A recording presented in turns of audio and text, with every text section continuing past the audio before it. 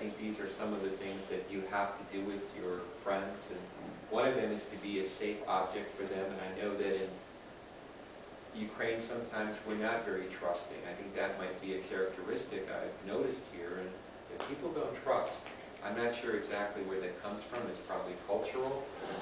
But in order to really help somebody, they have to trust you. You have to be a safe person for them, okay? And they're not going to share their deepest problems with you unless they trust you, okay? Self-disclosure is also, I think, part of the helping process. And self-disclosure is that if somebody tells me a problem, I will probably share a problem with them. Okay, it can't be just a one-way street. I think to develop a connection with somebody, we have to also be willing to share our problems with that person, okay? And again, we're not going to tell a person what to do. If a person comes to us with a problem, we may intuitively know what they should do, but we're not going to give them the answer. If we give them the answer, it's too easy for them. They haven't worked through their issue, okay? But I noticed that people somewhat tend to share their problems over and over again, but not something good. For example, I don't like to share my problem with someone else to know this person has enough his problems. Why he should listen to my problems? I think in Ukraine, it's all on the street you can hear problems. Why people shouldn't share some good things? Well, you can share anything with them, but the idea is that it should be an exchange. It shouldn't just be one person talking and telling something. It should be both people interacting with each other, okay? It should be some kind of sharing going on, okay? And we talked about this, focus on success, think about what you want, not what you don't want, okay? The miracle question is simply, I sometimes ask my friends or my clients, okay, let's say tonight, while you're sleeping, a miracle happens. An angel comes into your room, and whatever problem you have, the angel waves a magic wand and makes it all go away. When you wake up in the morning, how do you know that a miracle has happened? What's the first change that you notice about your life? And so we're basically asking the person to come up with their own solution. This is what my life would be like if I didn't have this problem. This is my perfect life. And so sometimes that's what I ask. What would be your perfect life? If you could design your life and everything in it were just the way you want it, how would it be? And the person's taking us to their answer. Okay? Then we just need to figure out, how can we make this happen? How can we make this life happen? The person has the idea, and now we just need to create it. Okay? Yeah. I'm sorry, I was a little bit slow. It's kind of related to the previous idea. So what can a person benefit from sharing his problems? What can a person benefit? Right. And well, I think on the one hand, maybe a person is delusional, and and somebody else can give give an idea. On the other hand, a person can make himself vulnerable. Well, let's just say, Alex, you and I are having a conversation, and you're telling me about your life. You're telling me about your problems. And I'm listening carefully. What I mean by self-disclosure is that, okay, you are sharing with me. You're taking a risk. You're opening yourself up. I should also then take a risk and open myself up to you. No, but I'm saying about something else. So when people are talking, sometimes they just, when they finish talking, they find a solution themselves. That is what we want to happen. We want the person to find their own solution, Alex. I mean, I'd be the perfect therapist if I never said a word. I just let them talk, and then they realized that they had found the answer themselves. Or sometimes what I try to do is get them to think that they found the answer, and it didn't come from me, but it came from inside them. The greatest gift we can give our clients is for us to help them discover something in themselves that they didn't know before meeting us. You know what I'm saying? To find this internal gift. And that's another thing that we're going to do, is we're going to try to help our clients, our friends, find their strengths, find their internal gifts. I believe that all solutions to our problems are within us. We just have to find them. And sometimes we need help. Sometimes we need help to get these gifts out. Okay? So we're going to focus not on problem talk so much, but solution talk. What's worked in the past? How have you dealt with this stuff in the past? We're going to go through our options with our clients. What are the different options you have? You just lost your job. Now what are the different options available? And then narrow those options down and eventually get our clients to take some kind of action. Okay? We're going to try to find strengths in our clients, try to find these strengths that have gone underground. Okay, I'm going through these quickly. We talked about reality therapy and that our goal is basically to get all of these needs met. There are 5 needs right here: survival, fun, freedom, love, and control. And all of us need to have those needs met. I believe that this one is very important. The goal is having fun and being able to play. And a lot of my clients don't have fun. They don't know how to play. And I believe that's something that maybe as adults has been taken from us. Again, the happiest adults I know, they can play. They enjoy playing with different things. Yeah, go ahead. I'm often told that you are 19, you must act like an adult person. It's not appropriate for an adult person to act like a child. Yeah, people say that all the time. You're 19 and you should act like a 19-year-old. I say thank you, yes. I think, there's no rules. When it comes to play, we should be able to play in a way that just brings us joy. I mean, when you look at these films of, like, lions when they're cubs, right? They're playing. You know, these lion cubs are playing together. They're jumping on each other. They're enjoying life as cubs. But somehow, I guess, instincts later on kick in and they don't play much anymore. But I think that we should continue this play throughout the course of our life. We should just be able to be a kid. And maybe that's also a sign of maturity, is being able to shift back and forth between being an adult when we have to be an adult and then being a kid when it's time to play. And I know some adults, they just can't play. You know, you put some Legos in front of them.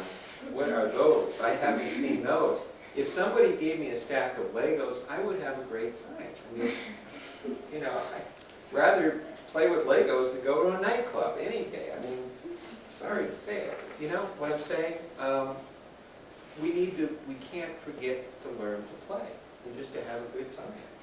And by the way, a sense of humor is also very important in the therapeutic process. A lot of our clients who are depressed, we want to inject humor into their life. And humor is also a way of getting a person to release aggression and anger, but using it in a more humorous way, okay? So we want to use humor, okay? And we talked about positive mental health, and mental health, again, centers around love, play, and work. And we need to be in a good relationship with somebody. We need to be able to play, in other words, have passions and hobbies, and we need to feel pretty good about the work we're doing. In other words, we need to feel that our job is useful and we're doing something productive, okay? And again, we've already gone through reality therapy. What is it that you want in life? What are you doing now? Are your behaviors consistent with getting the things in life that you want? Okay? And we talked about that some people want things that are unhealthy for them, and so we want to replace a negative addiction with something positive. Okay? But the whole concept of addiction is a little bit of a dicey thing, because we think of maybe exercise as being a positive addiction, right? But a person can actually become very addicted to exercise to a point where it could kill them. And so when we get into these positive addictions, we want to limit our positive addictions to 1 or 2 hours a day maximum, okay? Can we be addicted to people? I mean, when you cannot be alone, and when you're alone, you say, oh, I'm so depressed. Can it be like You can be codependent, yeah, that is a common addiction, it's the people addictions. We can become addicted to advice from other people. We can't live alone. There are some people that are unable to be by themselves. And a lot of women that I work with, we would call them borderline personalities. And a borderline woman is a woman who'd rather be in a bad relationship than no relationship at all. Okay? And there are some people that any relationship is better than no relationship. And when you are thinking that way, you're going to end up in a bad relationship. You're going to probably end up with somebody that's not very nice to you, that's going to use you and abuse you and mistreat you. But they don't get out of that relationship because they're afraid of being alone. And so a lot of women that are being physically abused, they are codependents. They are borderline personalities. You know, for them, it's worse to be alone than it is to be in a relationship where their boyfriend or husband is beating them up. And these people need help.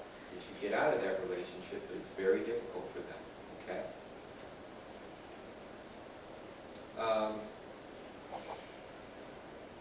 Okay, and I'm going to keep moving, guys. You are welcome to the slideshow here. We talked about goals and how important it is to go step by step towards our goals. That the goal is going to be over here, and we're here to begin with, and it's a gradual step-by-step process to get the things in life we need. And we can't give up. As long as we sense that we're moving closer to the goal, we're generally going to be okay. People start getting unhealthy when they are not perceiving themselves as moving closer to the goal that they've selected for themselves, okay? Self-interviewing, okay. And again, we can look at past successes. When I talk to people who are struggling, I try to find something in their life that they're proud about, some moment in their life where they were successful, where they were able to achieve a goal, okay? And again, reframing is something that we're going to be doing. A person might feel horrible that they lost their job, but we can reframe it in a way that a person doesn't feel so bad. And this is a little bit of a joke, but you get the idea, okay? We're going to ask people about, think about your thinking. A lot of people don't think about what they're thinking about, so we're going to ask people to focus on, okay, how are those thoughts impacting me? How are they impacting my behavior? What is it doing to my mood, okay? One thing that I do with friends is I have them list their problems. I do this with my clients, but I also do with my friends is I have them list their problems. What's the biggest problem, your second biggest problem, your third biggest problem, and let's work on that, okay? Okay, let's see. I think it's important to discuss the things in your life that are going well, and maybe the things in your life that are not going so well. Okay? And over time in therapy, I focus less on complaints and more on solutions. Okay? We talked about empowerment, and empowerment is simply the concept that all of us have strengths, and all of us have the ability to solve our own problems. There is a solution out there that is inside of us. We just haven't found it yet. And I want to focus on the word yet, because we will find it, okay? It sometimes is a matter of searching, of digging one place and then going to another, okay? Okay. Empowerment messages, this is just a simple empowerment message, and that we don't want to blame our parents or our culture for our problems. I know there's a tendency for some people here to blame your government for some of your problems, you know, and I don't think the RADA is doing the best they can, but okay. blaming the rata and constantly complaining about your government is not going to make your situation better. Blaming, complaining, and criticizing are a waste of energy. Okay? We know the government could be doing a better job. Okay? But, okay. Let's not focus our energy on blaming them. Let's take responsibility for our own life and try to do what we can, despite the fact that maybe we don't get a lot of help from these higher powers. Okay? I think what I'm going to do now, guys, is I'm going to, rather than talking, okay. And again, this has to do with more with the miracle question, what would be different in life if you had no problems, okay? And I'm sorry to have to go through this quickly, but I think one of the other things we want to focus on would be well,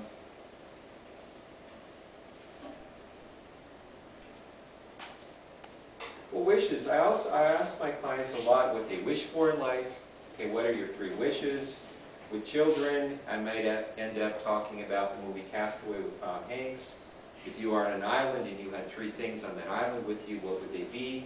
Again, people are going to take us to their core issues. They're going to take us to the things that are important for them. And it's important for us to know what is important for these people if we're going to help them, okay? Boy, I have a lot more material here than I thought I did. Okay, and this is okay. Okay. What do we mean by personality, by the way? What do we mean by personality? The number, the line of features. Okay, our personality is basically the way we deal, the way we behave, the way we deal with people, the way that we deal with certain circumstances. Generally speaking, I would look at our personalities in a couple ways. One type of personality would be an extroverted person, another would be the opposite, would be introverted. But our personality is the way that we handle life situations, the way we deal with people, okay? The way we deal with rain, for example, okay? When it starts raining, what do we think of? Some of you guys are probably thinking, well, oh, the rain is going to make everything cool, and I'm going to, great. Other people are thinking, I forgot my umbrella, and what am I going to do? I'm going to get my hair wet. But I bet when it just started raining a few seconds ago, everybody probably perceives the rain differently. Some of you said, yeah, it's raining. Others say, well, damn it, I forgot my umbrella. Okay? That all has to do with personality. All right? We all have a different way of coping with these external events. Okay? I personally welcome the rain, but, you know, when I left my room, I thought, should I take my jacket or shouldn't I? And I thought, no, it's not going to rain. But usually that's the way it goes, right? When we don't take our umbrella, that's when we get rain. Okay.